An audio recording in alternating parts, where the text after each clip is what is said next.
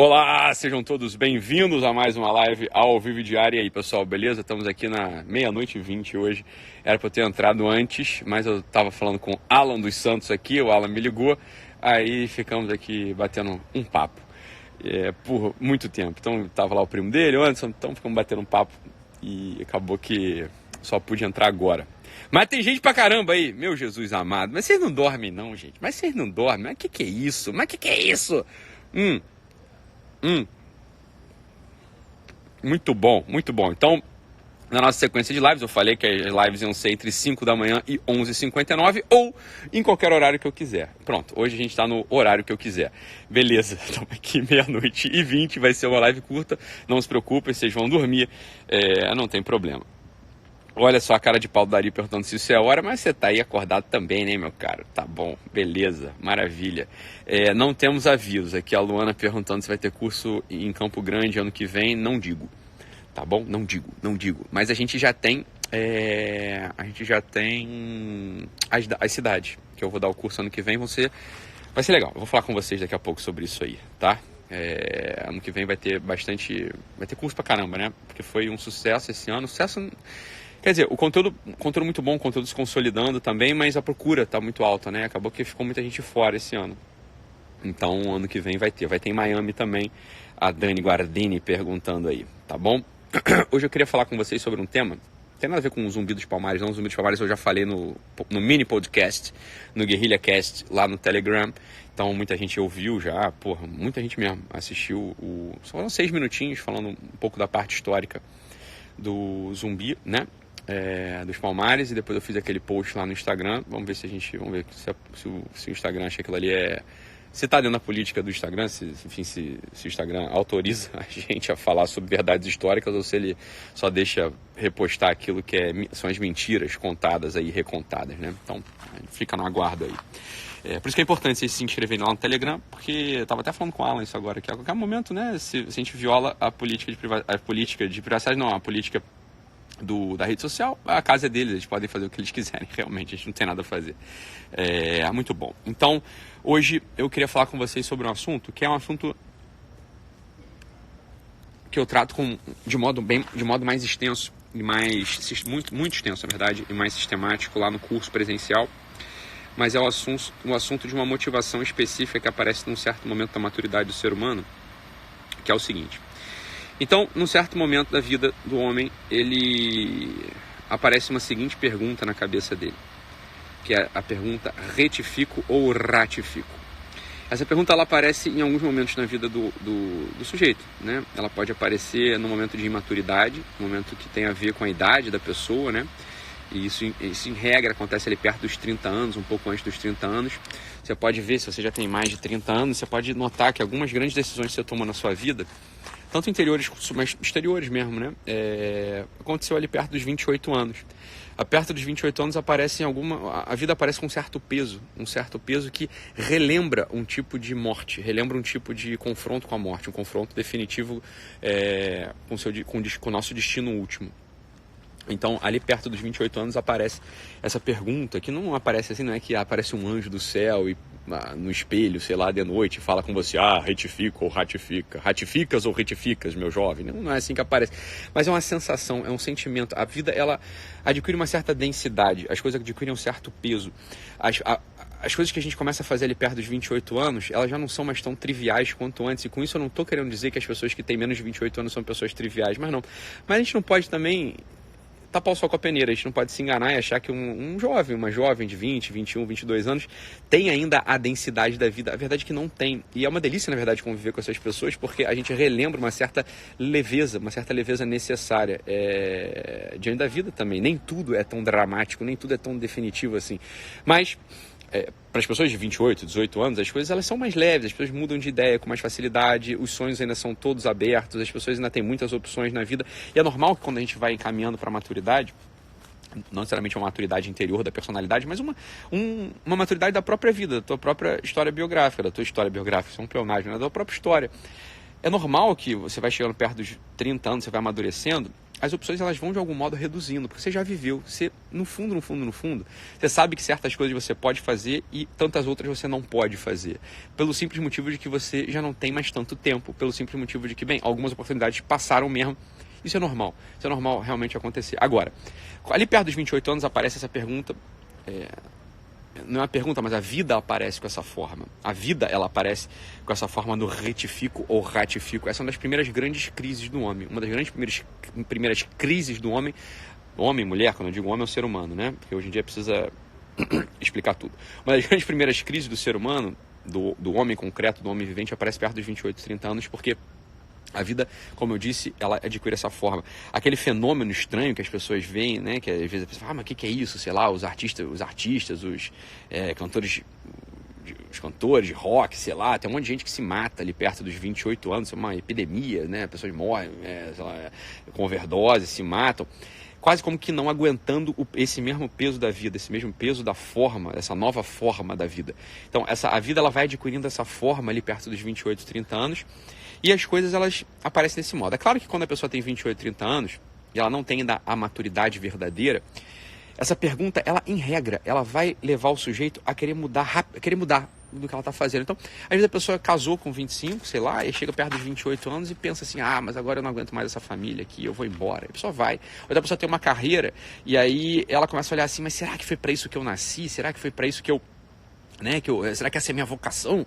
E aí ela muda de carreira. Então a pessoa fala assim, acho que essa cidade aqui que eu tô morando, ela realmente não é pra mim, é uma cidade muito grande, então eu vou pro meio do mato. Nossa, é aquela cidade muito, muito caipira, então eu vou pra cidade grande, sei lá. Olha, por isso que eu dou aquela recomendação, que obviamente não é uma recomendação particular, é uma recomendação geral, é um conselho geral. Não é olhando o caso concreto de cada um, mas é um conselho geral que vale a pena a gente levar a sério, que é o seguinte, olha meu filho, você tem aí 28, 30 anos, realmente a recomendação que eu te dou é não muda de lugar. Continua a fazer o que você está fazendo. Se você está na cidade, olha, fica aí mais 2, 3 anos. Se você tem um emprego, meu filho, provavelmente você está querendo mudar de emprego, não é porque o emprego é ruim, não é porque esse emprego não é para você, é porque você provavelmente não se dedicou, você não se dedica, você não acorda na hora, você chega atrasado, você enrola o teu chefe, você enrola os teus amigos, você não leva a sério a entrega do produto que você tem que entregar. A mesma coisa de carreira, emprego, né? Ou às vezes é uma carreira universitária, a pessoa está na faculdade ainda, sei lá, e aí ela quer mudar de área. Fala, olha, provavelmente você está querendo mudar de área porque você não estuda, né? Então, se você não estuda, você realmente não vai se identificar com a coisa. Então, perto dos 28, 30 anos, a coisa que, em geral, quando a pergunta aparece, a minha recomendação é fica onde você está por um único motivo, porque vai passar. Essa pergunta ela é muito esquisita. Quando ela aparece pra gente na cidade, a pergunta passa. A vida volta depois dos 30 anos, ela volta a ter uma outra densidade, ela volta a ter uma densidade menor, ela não volta a ser tão definitiva quanto ela foi nesse pequeno período de 2 anos. Nesse pequeno período de 2 anos, as coisas parecem todas dramáticas e definitivas, e às vezes as mudanças que a gente faz, no final das contas, só nos desestruturam mais, sobretudo se a gente muda. Então, às vezes você estava ali adquirindo as ferramentas necessárias no seu emprego, mas a pergunta apareceu, você mudou de emprego, e aí quando você se vê ali aos 31, 32, você fala, cara, eu tô numa coisa nova que eu fiz, que eu inventei, puta que pariu, pra que eu mudei, né? Agora eu tô aqui numa coisa nova, eu não tenho, talvez era melhor eu estar onde eu estava, porque lá onde eu estava, pelo menos eu tinha a ferramenta, eu tinha os materiais, já tinha ali uma história, né? Eu tinha uma história. Então, é um conselho que eu dou, um conselho geral, óbvio, né? Não é o caso concreto, o caso concreto a gente tem que ver, mas o conselho geral é, olha, essa coisa em geral, essa coisa passa, a pergunta, ela passa, mas ela reaparece. Ela reaparece depois para as pessoas que de fato alcançam a maturidade. De fato, as pessoas que alcançam a maturidade, ou seja, que elas vão progredindo nas camadas da personalidade, tem um certo momento que essa pergunta, ela volta, mas ela já não volta mais podendo sumir. Tem um certo momento da vida, depois que você já adquire um papel social, ou seja, você já sabe que você consegue trabalhar, você já sabe que você consegue entregar o teu serviço, você já sabe que você é relevante para a tua comunidade, para a tua família, para os teus parentes, para tua, sei lá, para ir para o lugar onde você está.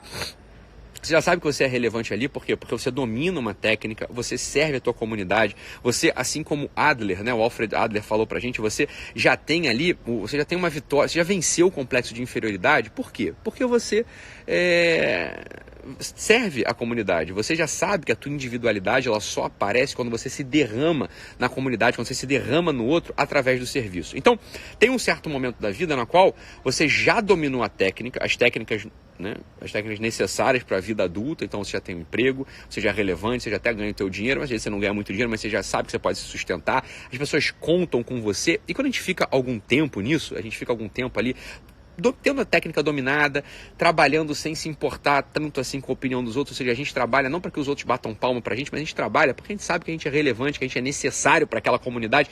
Depois que a gente fica um tempo vivendo essa vida, vivendo essa motivação vital, aparece uma coisa estranha. Olha, depois que por algum tempo assim a gente ficou vivendo esse tipo de vida, a perguntinha do retifico ou ratifico, ela reaparece pra gente. Mas ela reaparece não mais como uma coisa que passa.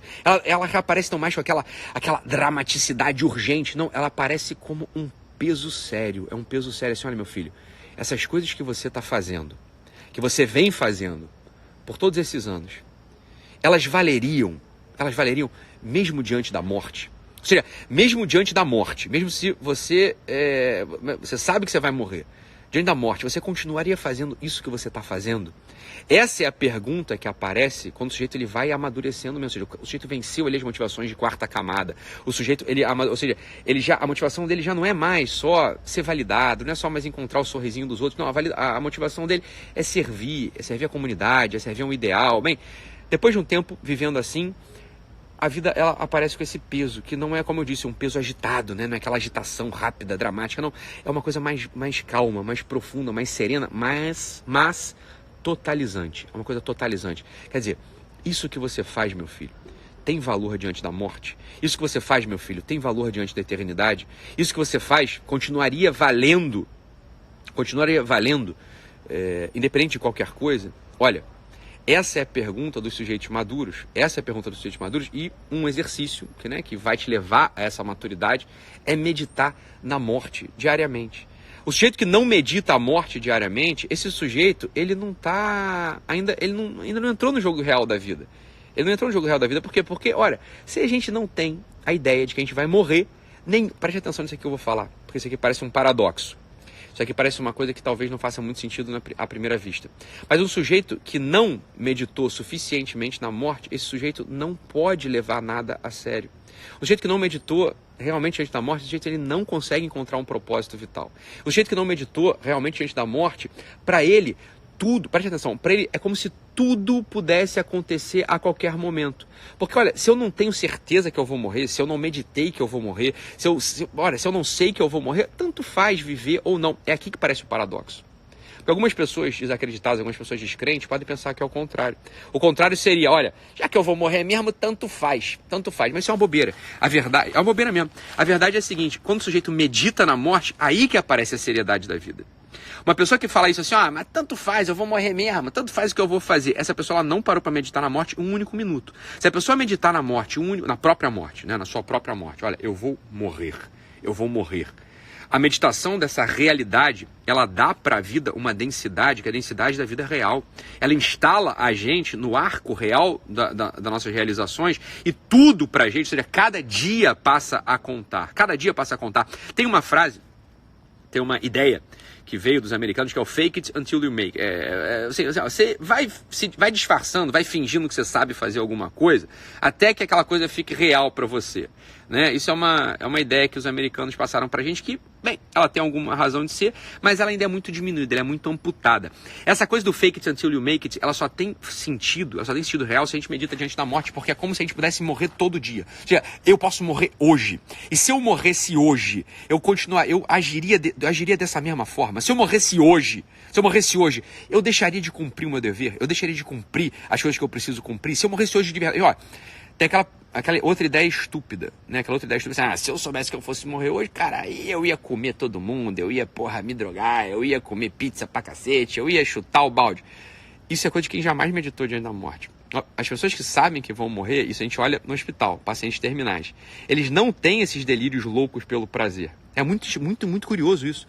Os delírios pelo prazer, ou seja, assim, a vida direcionada às coisas prazerosas apenas, a esses prazeres aqui da terra, de aqui de baixo, isso só aparece para quem jamais meditou sobre a morte e a vida fica vazia, a vida fica sem densidade. Isso é muito estranho. Mas isso é profundamente real. Quando a gente vai nos hospitais, é claro, eu tive experiência disso, sou médico, né? Então atendi muita gente que estava para morrer, que sabia que ia morrer.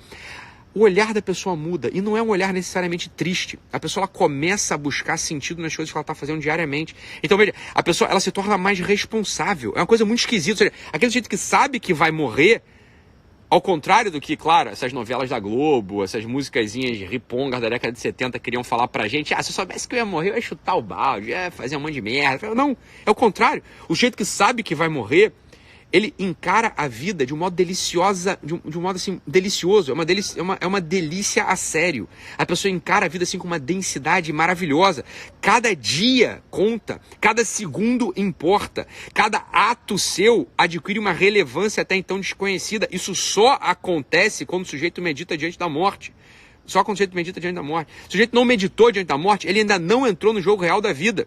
Então, em primeiro lugar, aparece a pergunta retifico ou ratifico, ali perto dos 28, 30 anos, que é uma pergunta que ela aparece de modo imaturo ainda. Ou seja, o sujeito ele pode mudar, ele pode...